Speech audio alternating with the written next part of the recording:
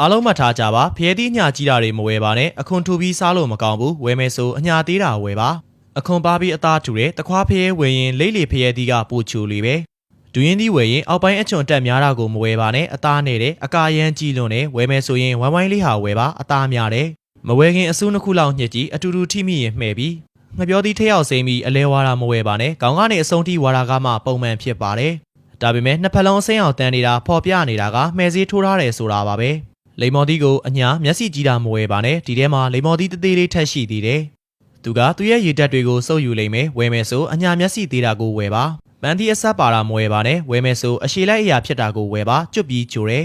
တခွားမွေးဝယ်မယ်ဆိုမျက်နှာပြင်ကျန်တာယူရန်ကတခွားမွေးပေါ်တီးပေါက်တာကိုဝယ်ပါစားလိုက်ရင်ပိုချိုတယ်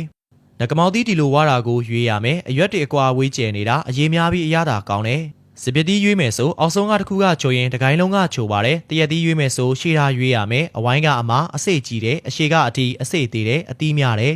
မင်းကွတ်သီးရွေးမယ်ဆိုအရွက်စိမ်းတာရွေးပါပိုလက်ဆက်တယ်အခွန်ပြောတာပိုကောင်းတယ်အောက်ပိုင်းမှာရှိတဲ့ပွင့်ဖက်အထဲမှာမင်းကွတ်သီးဘယ်နှခုရှိလဲဆိုတာသိနိုင်တယ်မှတ်မိပြီလားမမှတ်မိရင်လိုက်လုပ်ပြီးတင်ထားလိုက်ပါ